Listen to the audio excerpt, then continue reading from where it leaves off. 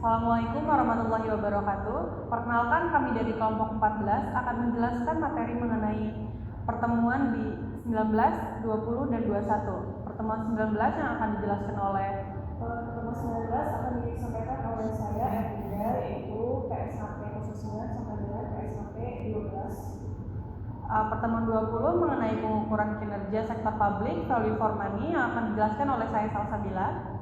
Dan pertemuan ke-21 yang akan dijelaskan oleh saya Rian Ade Saputra. Untuk materinya itu adalah tugas dan kewenangan BPK, BPKP, dan Inspektorat. Saya akan membawakan materi bab 19, yaitu standar akuntansi pemerintah atau SAP adalah prinsip-prinsip akuntansi yang diterapkan dalam penyusunan atau penyajian laporan keuangan pemerintah. Diatur dalam Peraturan Pemerintah Nomor 71 Tahun 2010. Peraturan pemerintah tentang standar akuntansi pemerintah ini selengkapnya ada di PSAP 09 sampai dengan PSAP 12. Kita mulai dari PSAP 09. Mengatur tentang akuntansi kewajiban pemerintah, baik jangka pendek maupun jangka panjang. Standar ini menekankan pengakuan atau pengukuran penyajian kewajiban agar transparan, termasuk utang, bunga, restrukturisasi, serta biaya pinjaman, sehingga laporan keuangan mencerminkan posisi kewajiban secara akurat. Selanjutnya yaitu PSAP 10, membahas koreksi kesalahan, perubahan kebijakan akuntansi, perubahan estimasi, dan operasi yang tidak dilanjutkan. Standar ini memastikan laporan keuangan tetap relevan dan andal dengan segala koreksi kesalahan. Menyesuaikan kebijakan atau estimasi bisa diperlukan, serta mengungkapkan dampak pemberhentian suatu program atau misi pemerintah.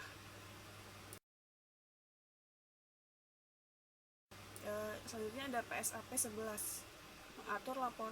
mengatur laporan keuangan konsolidasi, yaitu menggabungkan laporan atau berbagai entitas akuntansi menjadi satu entitas pelaporan.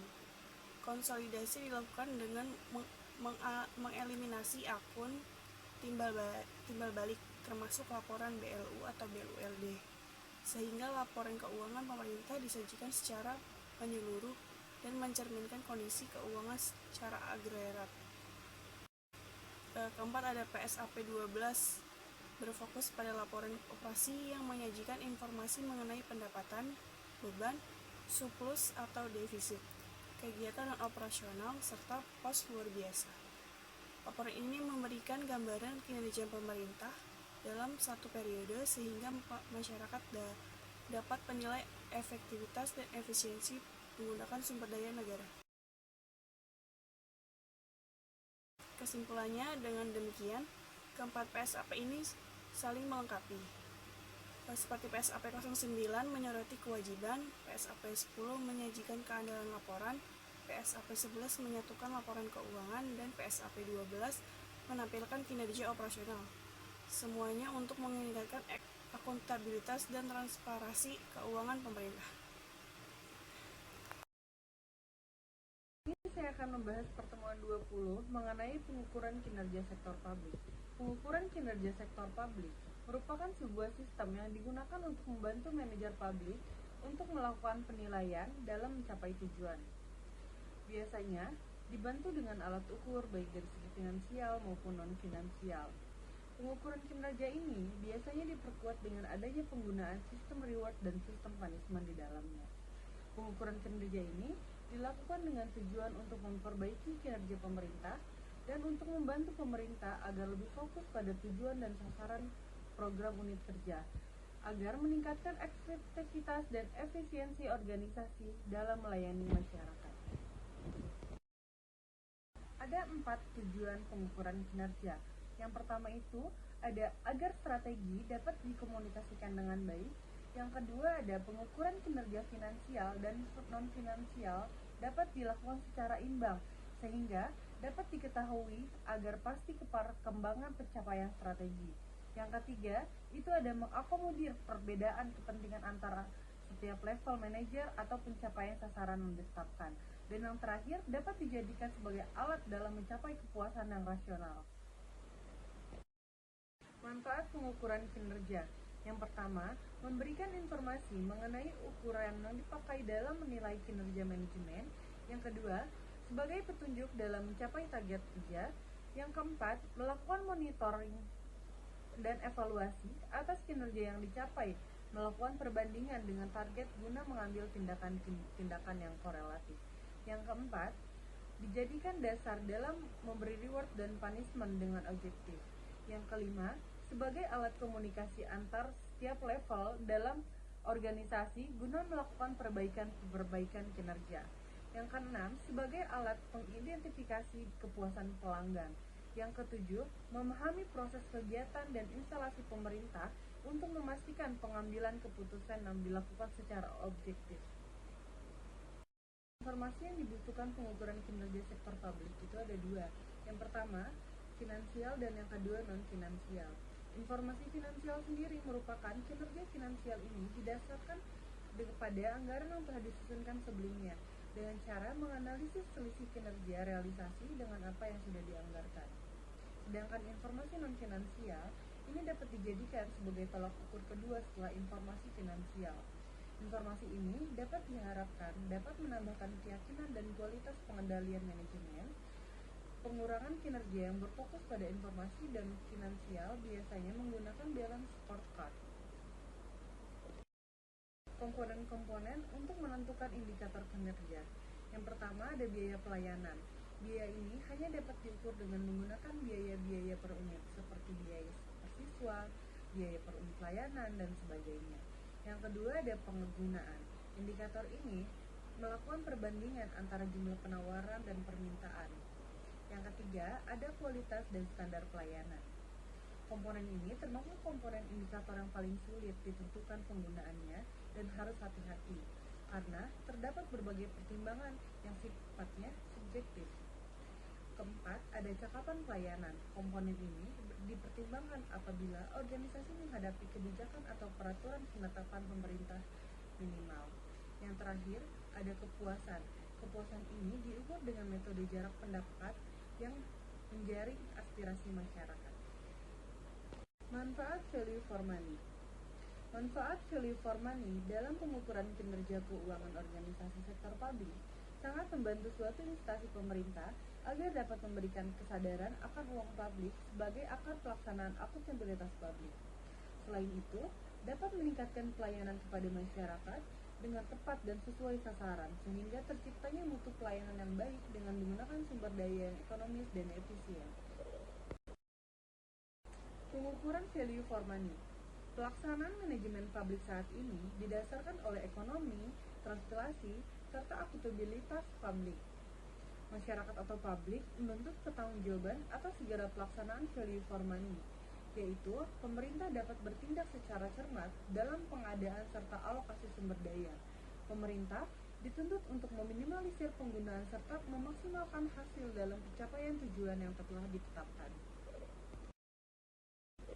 Kesimpulannya, value for money bukan sekedar pencapaian atau hasil, melainkan sebuah keseimbangan antara efisiensi biaya dan kualitas pelayanan.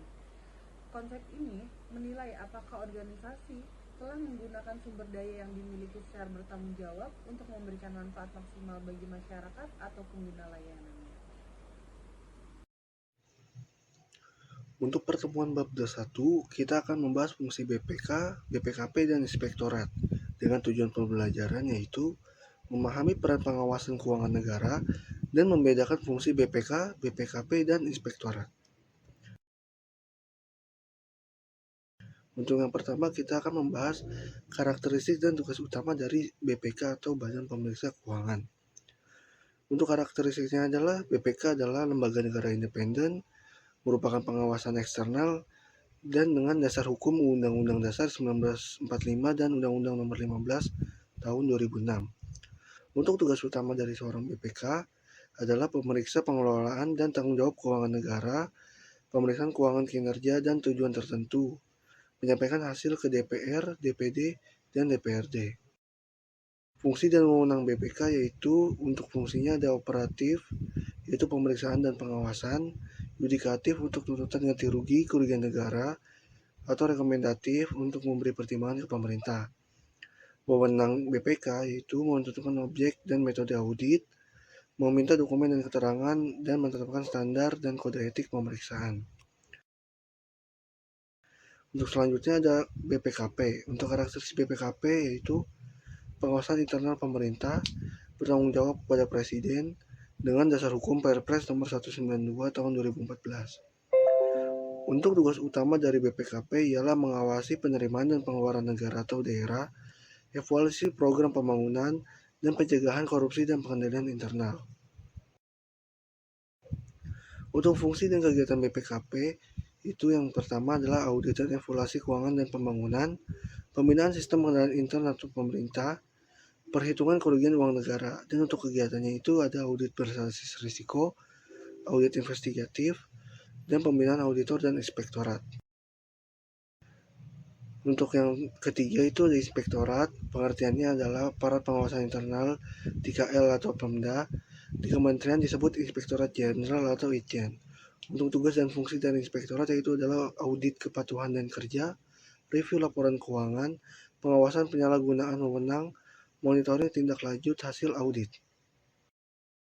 Untuk perbandingan BPK, BPKP, dan inspektorat adalah yang pertama untuk lembaga BPK itu jenis pengawasannya eksternal, BPKP internal, dan inspektorat itu adalah internal. Untuk kedudukannya BPK itu adalah lembaga negara, BPKP di bawah pengawasan presiden, dan untuk inspektorat ada di KL dan Pemda. Untuk fokus utama BPK itu adalah pemeriksaan keuangan negara. Kalau untuk BPKP adalah untuk pengawasan dan pencegahan, inspektorat adalah untuk audit operasional dan kepatuhan. Jadi kesimpulan dari bab 21 ini adalah BPK, BPKP, dan inspektorat merupakan 3 pilar utama pengawasan keuangan negara. BPK berperan sebagai pengawas eksternal yang independen untuk memastikan akuntabilitas pengelolaan keuangan negara. BPKP berfungsi sebagai pengawas internal pemerintah yang fokus pada pencegahan penyimpangan dan peningkatan efektivitas pembangunan. Yang keempat adalah untuk inspektorat berperan langsung di kementerian atau lembaga dan pemerintah daerah untuk memastikan kepatuhan terhadap pengaturan, efisiensi pelaksanaan program, tindak lanjut hasil pemeriksaan. Terus yang terakhir adalah sinergi ketiga lembaga tersebut sangat penting dalam menjaga korupsi, meningkatkan transparansi, dan mewujudkan good governance dan clean government. Sekian untuk penjelasan dari bab 21, terima kasih.